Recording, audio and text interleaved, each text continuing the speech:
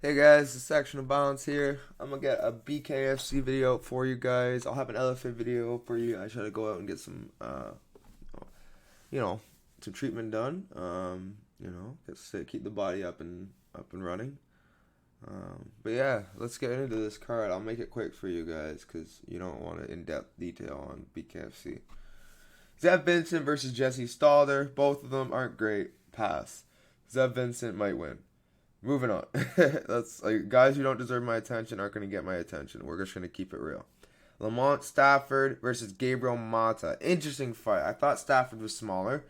He's not. He is quite a large man. He has, I don't think, any BKFC experience. Let's see.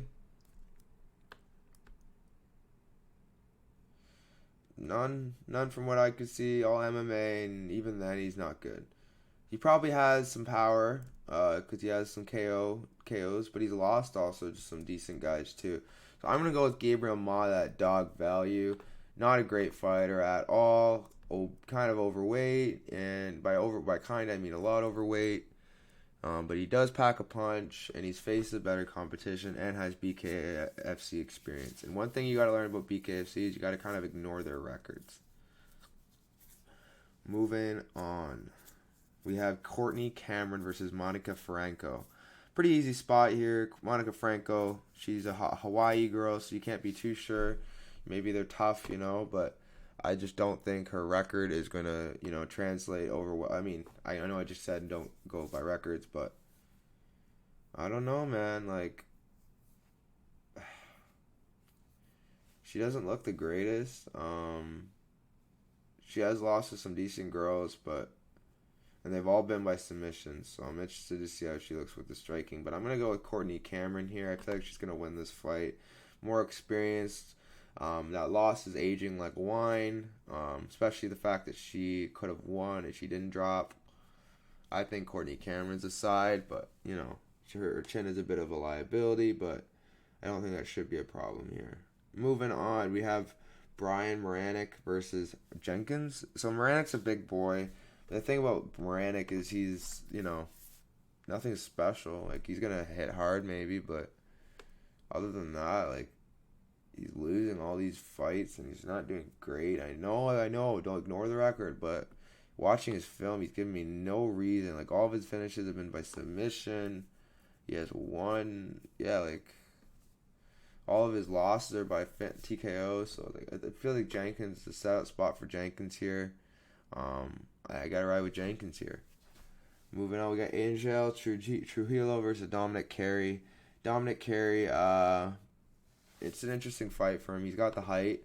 2-3 in MMA. A lot of his wins have been by submission and losses, so he's definitely a jiu-jitsu guy in my opinion. But I think Angel Trujillo wins this fight. I think he's gonna be a little too tight in the boxing. But again, I could be wrong. He's not a great fighter also, so it's a pass fight for me. I'm not touching it, but I'm going to go with Trujillo. It's more attention than they gave the first fight, so there you go. Moving on, we got Andrew Strode versus Carey Caprio. Very interesting fight. Because honestly, Strode should be the side here. It's his hometown. He's a boxer. And honestly, I think he should win. But Carey Caprio, he's got experience that you can't really ask for, especially in Muay Thai. I feel like boxing and Muay Thai are completely different.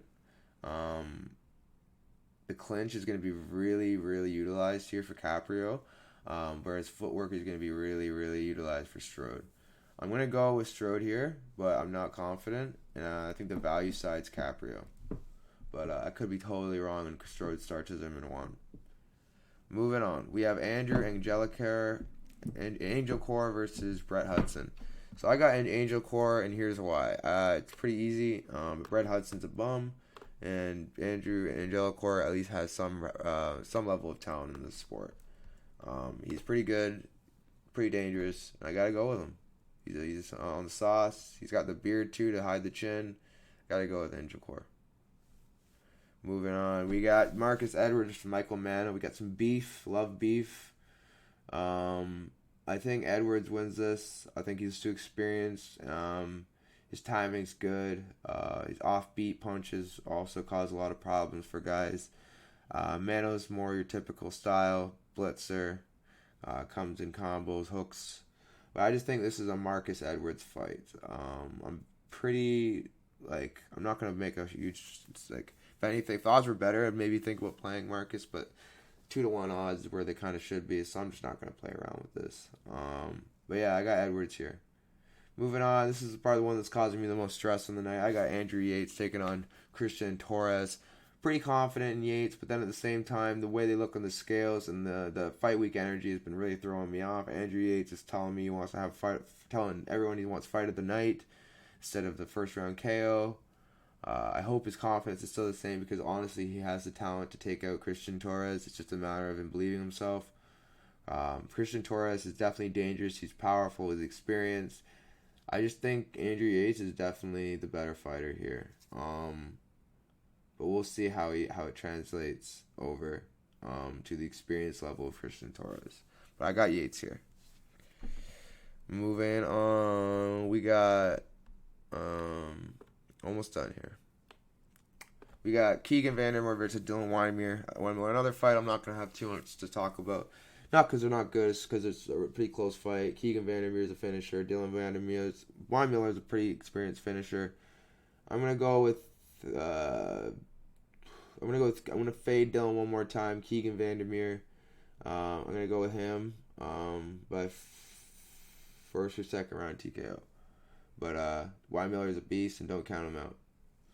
Moving on, we got Josh Copeland versus Steve Harilius. So going life or death with that Mexican guy is just not a good look in my opinion. He might have some power to hurt Copeland at a point, but this is Copeland's hometown. It's his hometown. He's underdog value. All the values on Copeland's side. So he's probably my dog of the card. I like Copeland a lot here. He's tough. He keeps coming forward. He causes you a lot of problems. He took some damage in his last fight. I get it, but I just think this is a good spot for him. Moving on, we have Chris Camozzi taking on the champ Lorenzo Hunt. Lorenzo Hunt, I have him winning, but the way he's been acting all week, maybe there's an injury. He's got a scar under his eye. I just feel like this is a good spot for Chris Camozzi to take over. Would Chris Camozzi winning surprise me? Absolutely not. I'm not as confident as Hunt as I was, but I still think he gets it done. I feel like his boxing is too clean. But again, Chris Camozzi's kind of seen it all, been there. It's just BKFC is a little different. We'll see how it goes. I got Hunt, but I'm kind of feeling a Camozzi play, but it's going to be a pass spot for me. All right, guys. Top 5 pick or top most confident picks. Number 1, I got Angel Core. Number 2, we got Jenkins. And number 3, we got Courtney Cameron. Number 4, we got. We got. This is tricky.